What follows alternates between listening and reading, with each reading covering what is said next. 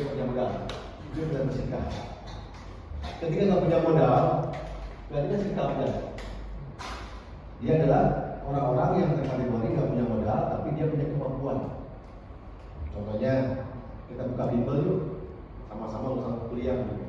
Dia nggak punya bimbel, punya bimbel, tapi nggak punya modal, apa urusannya? Ya, akhirnya datanglah ketemu dengan seorang pemodal. Paling nggak dulu dia, pemodal, ada bisnis, pemodal datang. Ini kita sampaikan dulu ya, mulai nggak ada ini, nggak ada modal, nggak ada modal. Kan sedikit inan gitu, sedikit abdan. Berikutnya, maka ketika ada pemodal ini, investor ganti namanya. Ketika investor datang, maka yuk kita bikin, oke, kita bikin namanya bimbel. Awalnya dia nggak punya modal berarti sedikit abdan. Dia berdua langsung ke sedikit abdan, datang yang namanya investor. Oke, saya setuju dengan Anda, kita buatkan namanya usaha bimbel. Maka ini disebut dengan namanya syirkah mudharabah. Gabungan dua syirkah itu. Karena yang satu adalah dia syirkah abdan, yang satu lagi ada investor masuk ke sini, berarti gabungan namanya syirkah mudharabah. Ini syirkah kita harus dulu ada dulu, nggak punya modal dua-duanya. Jadi saya sama Acep, kemudian sama-sama nggak punya modal, kita bisnis sama bimbel, kemudian tiba-tiba datang investor, ya kan? Saudara Ahmad berikutnya, oke nih saya biaya ini 10 juta atau 100 juta dengan bimbel, oke kategori syirkah mudharabah seperti itu, ya kan? Atau bisa juga mungkin demikian, dua-duanya udah pemodal, sama, udah punya modal syirkah inan, anggap ini nggak ada abdan, dua punya modal, dan yang investor sama, juga itu sama syirkah mudharabah juga, seperti demikian. Ya kan? Kalau ada draft akadnya seperti itu kemarin ada satu perusahaan juga lumayan omsetnya udah dia hampir miliaran. Nah, kita lagi bahkan insya Allah besok mau konsultasi bisnis juga mau seperti apa, dibikin draft akadnya. Bahkan dia konsultasi bisnis sampai minta dibuatkan cash flow-nya juga. Kita ada lihat sana. Saya udah buatkan cash flow-nya seperti apa dan lainnya. Dia, ya ini benar bagus saja setuju gitu kan. Dia awalnya itu dia bekerja sama dengan temannya, kemudian temannya bermasalah. Kerja bermasalah semuanya itu dirombak semuanya dari nol. Akhirnya saya rombak, ini akadnya nggak boleh seperti ini, akad namanya akad ijarah nggak seperti demikian. Jadi akad ijarah itu mereka itu kalau ada untung digaji, kalau ada untung nggak digaji, waduh haram itu jelas dosa besar. Hati-hati itu, enggak seperti demikian. Seperti apa? Harus jelas akadnya seperti apa. Terus bagaimana? Oke saya buatkan semuanya. Ketika saya tampilkan, senang banget dia, oh iya betul, begini alhamdulillah begitu. Maka semua akad-akadnya tiba-tiba datang lagi tuh. Dia udah berbisnis, akan syirkah benar. Awalnya itu namanya kerjasama aja, dia nggak tahu nggak ngerti syirkah gitu kan. Kemudian datang lagi investor dengan nilai 200 juta, usahanya berkembang tuh. Tiba-tiba dapat hasil, bagi hasil lagi dari mana bagi hasilnya. Karena syarat untuk berbagi hasil itu harus jelas, ya kan? Harus kalau bahasa gitu harus mencapai BEP dulu, break even point. Kalau nggak capai BEP nggak bisa, karena itu adalah uang dari uang dari syirkah, bukan dari keuntungan. Kita sampai BEP, kalau nggak sampai BEP nggak bisa kan gitu kan. Akhirnya saya minta mana cash flow-nya, saya buat cash flow-nya, kita ada beberapa bulan berapa sampai BEP, bikin poin-poinnya. Maka juga harus kita hitung juga berapa ROI-nya seperti demikian. Maka Bapak Ibu semuanya kalau mau ya kita bareng-bareng kita bahas. Kita mau gitu. Gak apa gitu kan. Kemarin juga ada yang salah satu perusahaan yang kemarin dirubah, tapi betul akadnya dia atas nama CV, pakai CV, tapi di dalamnya syirkah. Kita boleh mengatasnamakan PT A, PT B, PT C yang lainnya, tapi akan di dalamnya itu akan syirkah. Maka saya buatkan akad-akadnya itu, berapa akadnya saya buatkan, saya rapikan. Setelah itu datang ke notaris, ingin seperti ini. Tapi kalau dapatkan PT nggak apa-apa, nggak masalah. Cuma untuk trust kepada konsumen aja, nama PT, nggak apa-apa. Karena kita nggak ikut namanya bursa saham atau bursa efek, tapi yang sebenarnya namanya trust kepada masyarakat. Oh ini PT, biar lebih dikenal. Karena kalau Apple baru bisa masuk, tapi kalau Apple bukan pribadi nggak bisa masuk. Karena ketika pribadi seorang ingin menjual kepada perusahaan PT itu nggak bisa masuk, harus namanya lembaga PT lagi. Nggak masalah. Yang penting kita berakadnya dengan teman kita itu syirkahnya jelas. Syirkahnya syirkah inan mereka itu. Kemudian saya buatkan akad syirkahnya. Kalau mau dibuka langsung buatkan namanya CP bukan PT. Jadi makanya CP gitu kan. Seperti demikian. Ada beberapa gitu kan. Dan sekarang juga ya kita kerjasama dengan beberapa orang bisnis. Waduh, ini mulai saya ketawa sendiri. Ini gimana dari nol Biasa dari awal aja kita buatkan. Kontraknya lumayan lama. Kenapa? Diurut semuanya. Akan ijarah dengan karyawan seperti apa, akan liburnya, kalau dihitungkan jam lemburnya. Wah ini lebih gitu dia. Pokoknya semua beres aja terserah atom, ya udah siapkan seperti itu. Ketika saya hitung cash flow lumayan besar juga. Sampai 10 miliar lebih tuh cash flow-nya itu per bulannya itu. Wih, ini dasar banget cash flow-nya. Kenapa harus seperti ini? Iya ya, kenapa harus begini ya? Alhamdulillah, nah seperti demikian gitu ya. Maka Bapak Ibu semuanya, teman-teman semuanya, jika mau konsultasi boleh silakan di sini saja. Luar sana ada lagi cerita aja ya. Apa lagi ya? Cukup biru saja. Ustaz, mau kedua dulu saya tanggapi. Oh, tanggapi boleh. Tanggapi dulu aja. Ya, ini saya ini mendetailkannya supaya kita sama-sama ngerti ya, paham. Oke, saya ambil contoh aja, Ustaz ya. Masuk ke itu dari Sirka Abdan dulu. Ya. Ini saya ambil contoh ini aja.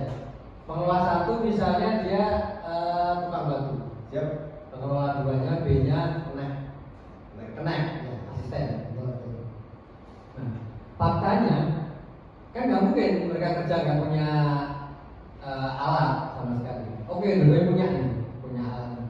Nah, ketika dia berserikah dengan alat yang dia miliki itu, karena tukang batu yang punya palu, punya ini. Nah, pertanyaan apakah itu juga masuk serikatan?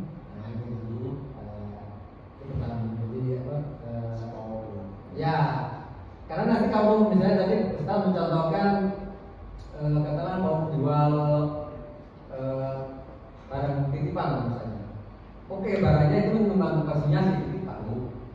Tapi yang satu misalnya marketing, berarti dia punya katakanlah HP untuk masyarakat. Yang satu dia punya kendaraan, dia yang siap mengantar.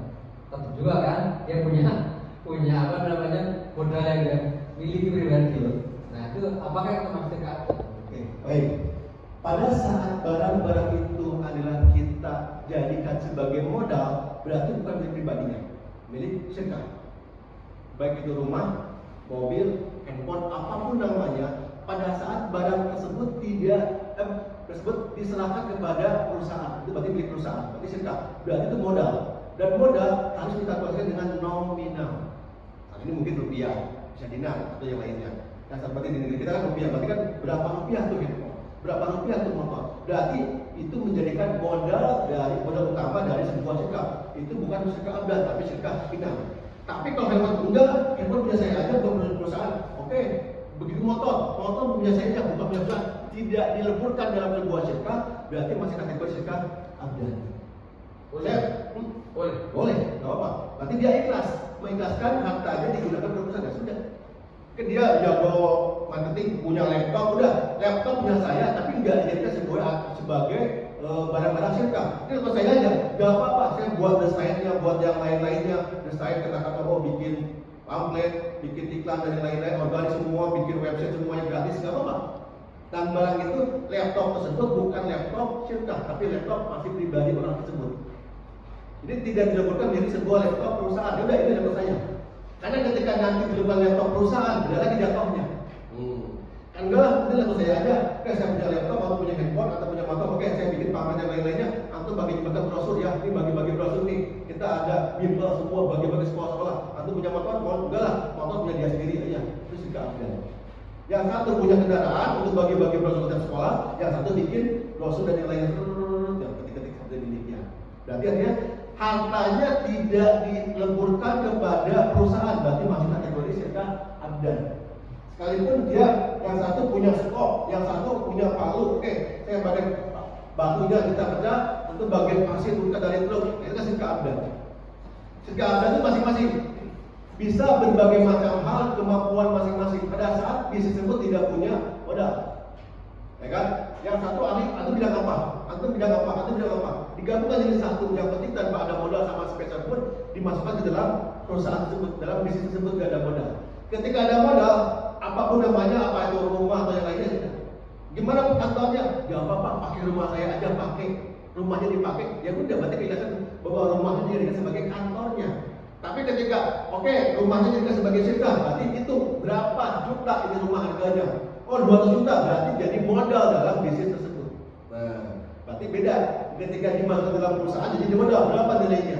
Kalau perusahaan udah pakai saja, nggak apa-apa, sudah dipakai saja. Itu itu boleh ketika. Berarti dia keikhlasan dia ya udah pakai saja gitu.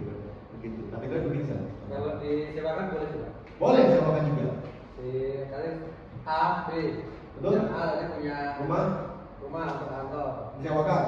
Yang si Sirka ini nyewa ke si A. Boleh. Boleh. Disewakan. Iya. Ini kan punya si A. Barang. Oke. Si A nggak punya, si Kak Ina nggak katakanlah dia punya rumah.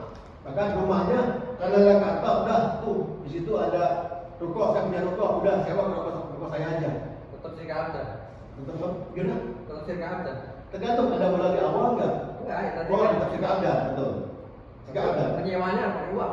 Oke, saya pakai uang. Berarti kan dia ada si B ini, dia katakanlah dia punya ruko, Ya. dia ini punya keahlian, tapi kita nggak pakai modal dan dua-duanya ingin bersikap, maka Sika Abdan, tapi nggak punya tempat. Oke, pakai ruko saya aja. Tapi nggak mau berarti saya kasih itu ruko saya. Sewa. Ya kan sewa aja, itu boleh. Maka berarti nanti itu ada yang disebut namanya amortisasi, ada penyusutan barang. Penyusutan dalam artian yang sewanya berapa setahun? Oh, setahun 10 juta, atau setahun 12 juta, setahun 1 juta. Akan itu nanti berapa-berapanya. Bukan utang dulu tak? Kategorinya berdasarkan dana itu kategori hutang, tapi nanti wajib dibayar. Ya, dia waktu bentuk Sirka. Hutang. Si A sama B, Sirka Abdan kan? Betul? Kemudian sepakat nih, kita utang dulu ya. Ya. Oh ini. Betul. Tahun katakanlah 24 juta. Betul. Nah, nanti dibayar tahun. Itu boleh. Tetap boleh. Sirka Abdan, boleh. Sika Abdan. Hutang nama kategorinya karena bukan besar begitu ya. Kalau besar. Lanjut. Lanjut. Dan tadi ya, toko plastik jago ya, insyaallah. Ketika anda punya toko plastik tiba-tiba ada yang nitip barang, itu kategori bukan Sirka. Tapi kategorinya adalah sebagai titipan, berarti atau sebagai marketingnya. Maka yang memasarkan di toko antum, namanya berarti konsinyasi. Nah, berapa persentasenya? Tergantung kesepakatan beberapa persentasenya. Katakanlah, oke, antum nanti berapa harganya? Dan harganya 50.000. Oke, 20% ya, berarti 10.000 buat antum. Silahkan jualkan, demikian. Itu akhirnya konsinyasi bukan Sirka. Jelas ya? Oke. Ada lagi maka silakan. Kalau nggak saya bertanya nih. Terima kasih. Assalamualaikum warahmatullahi wabarakatuh. Mungkin ini pertanyaan yang sudah kemarin saya tanyakan pada waktu itu, cuma kan hanya skill aja sebenarnya. Dan mungkin ini waktunya yang tepat ini. Menyambung penjelasan yang tadi disampaikan, ternyata ada banyak jenis syarikat ya. Ya mungkin ini yang mau saya jalankan yaitu kita mungkin secara penjelasan tadi kalau menurut penjelasan tadi mungkin masuk di kategori syarikat berubah seperti itu. Di sini yang rencana mau saya jalankan itu adalah di bidang pendidikan yang tadi saya sampaikan itu di industri betul. Jadi ada seorang yang mungkin relasi kenalan itu mau mengajak ayo kita dirikan bimbel. Ini saya punya bangunan, nanti saya yang modali. Kebetulan si investor ini memang tidak ada keahlian di bidang pendidikan.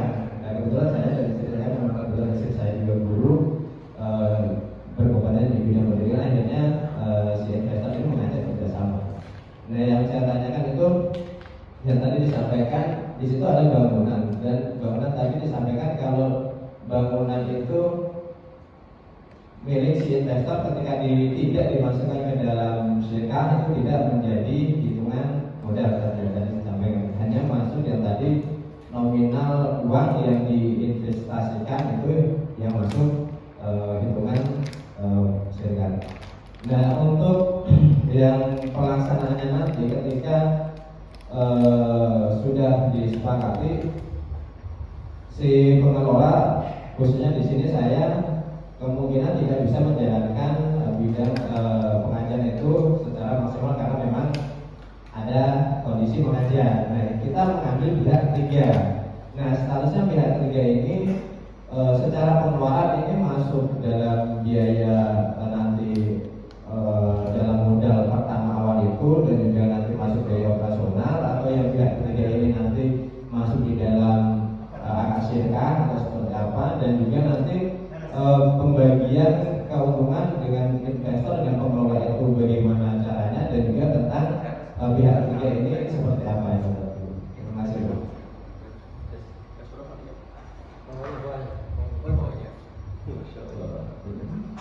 Baik, insya Allah mudah-mudahan berkah yang saya ya. Jadi kalau butuh bantuan, boleh. Tinggal bilang mau dipirok kan.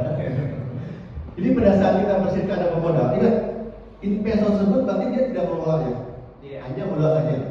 Luar biasa baik banget dia memberikan fasilitas tempatnya, silakan pakai saja dan digunakan. Berarti nggak kategori dalam suka bermodal.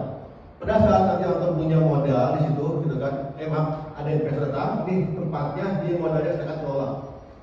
Kita sebetulnya ketika kita kelola sirkap bimbel atau yang lainnya, nggak mesti kita sebagai pengajarnya, nggak mesti. Kita kelola, kita sebagai owner, keren.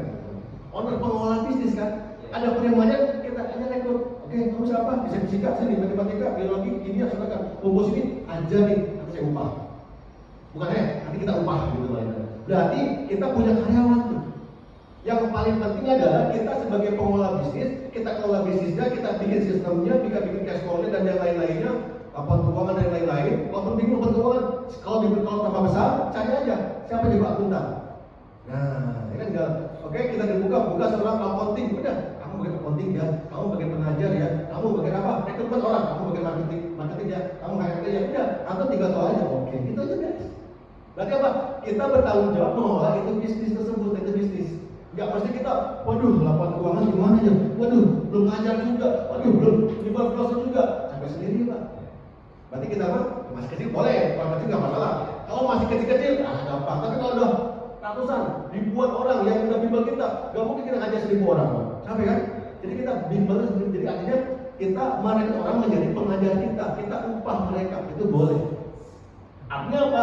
Berarti kita bersyirkah, kita mengelola. Yang namanya pengelola belum tentu menjadi sebagai terjun langsung, enggak juga. Dia mengelola bisnis bagaimana berjalan harta yang diamanahkan kepada kita sesuai dengan harapannya. Nah seperti itu. Ada berbagi hasil dengan si investor itu adalah harus di awal bukan di akhir. Maksudnya berapa persen?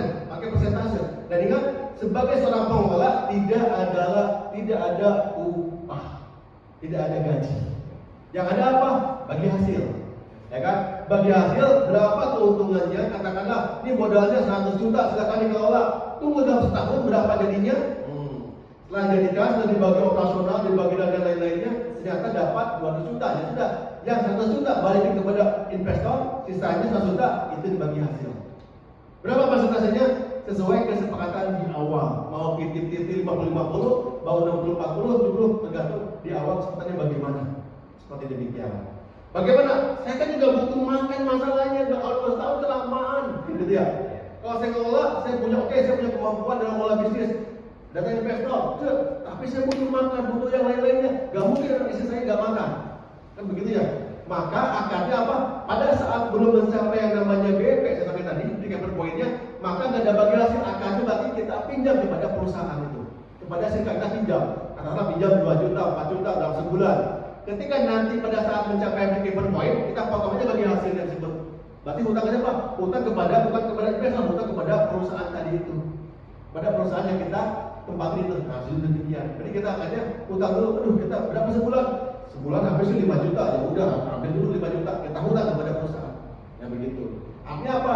Pada saat nanti mau bagi hasil, katakanlah udah ada keuntungan 100 juta, ya udah hutang kita bagikan, kemudian kasihkan lagi perusahaan. Setelah uang itu dibagi kepada perusahaan, berarti dibagi hasil berdasarkan kepada persentase tadi itu. Atau titik-titik 50-50 dan seperti demikian. Jelas ya? Kita masing-masing. Satu lagi masih ada yang belum.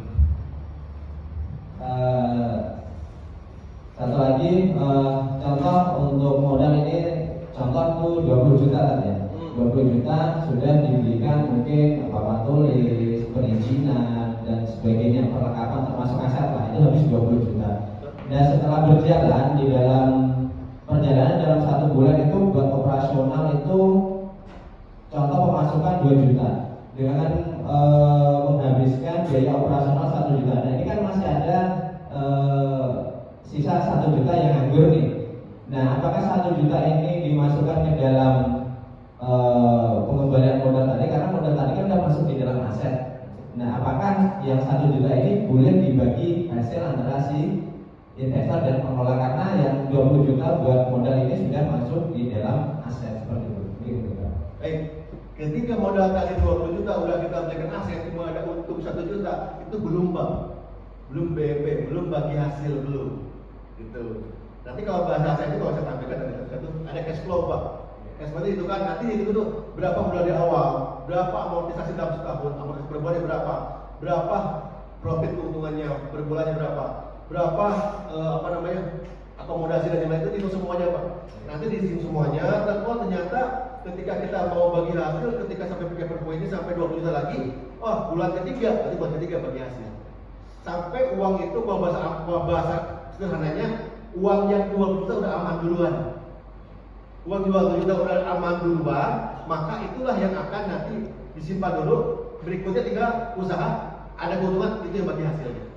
Ya, terus status asetnya ini milik siapa? Milik perusahaan, milik bersama, masih milik sirka. Iya, nanti akan dibagikan pada saat sirkanya selesai. Gitu. Berarti yang 20 juta ini aset milik perusahaan. Perusahaan, betul, masih perusahaan. Bukan milik investor, bukan milik pengelola, bukan masih perusahaan. Berarti milik berdua tuh? Masih milik bersama, milik perusahaan. Iya. Kapan dibagikannya? Kalau ketika sirkanya selesai, tutup, baru kita. Ini aset bagaimana? Modalnya udah, ini modal 20 juta dari awal ya, Pak, udah balikin ya. Ini aset berarti milik perusahaan. Tinggal dibagi aja dikalkulasikan dalam bentuk rupiah berapa jadinya. Bagi. Berarti kalau statusnya yang 1 juta ini nanti penyimpanannya dari kesepakatan berdua atau ada satu kas tertentu di dalam perusahaan itu kedua belah nggak boleh menggunakan? Nggak boleh. Baik si investor maupun kita nggak boleh. Simpan dulu aja sampai ketemu nanti akan 20 juta dari DP-nya. Break-even point-nya berapa? Jadi ketika dapat break-even point-nya 20 juta, aset masih ada, itu yang berbagi hasil. Kalau nggak begitu, nggak bisa bangkrut lah. Break-even point itu mengamankan dulu uang si investor.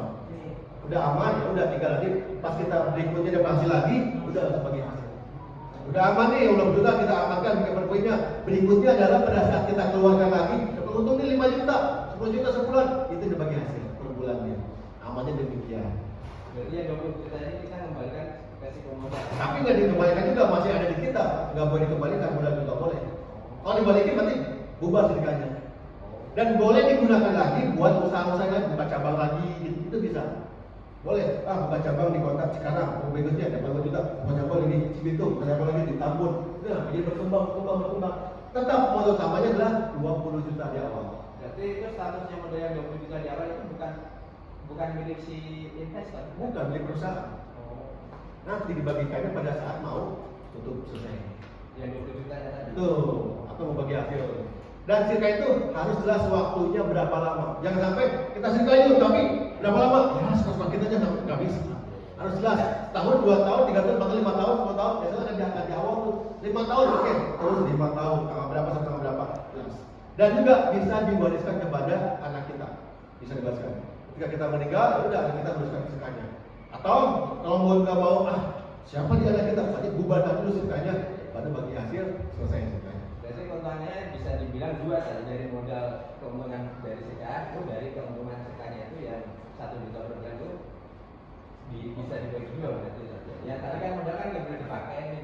Boleh dipakai, boleh. Maksudnya bukan buat si investor. Bukan. Itu kan milik perusahaan ya. Iya betul. Terus di dalam berjalannya satu tahun itu kita ada keuntungan 1 juta per bulan. Ini ada dua.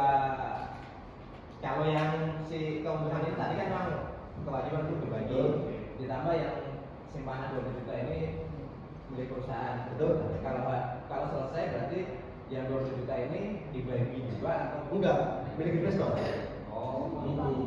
Balikin dulu yang 20 juta ini. Oke, kan tadi BFP itu, Pak, ini yang modal utama dari Bapak ya. Diambil dulu, sisanya berarti milik perusahaan semuanya. Aset-aset semua dihitung semuanya.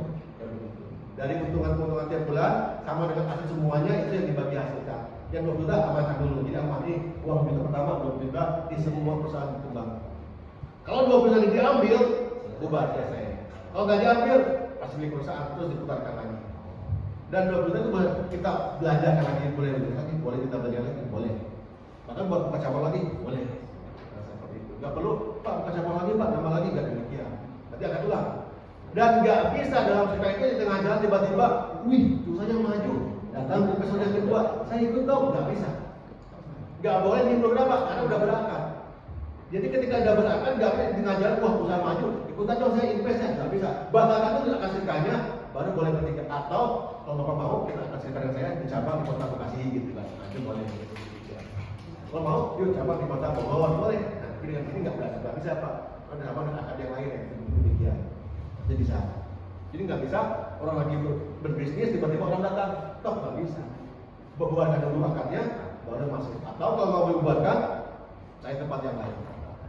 Gitu ya. Senang.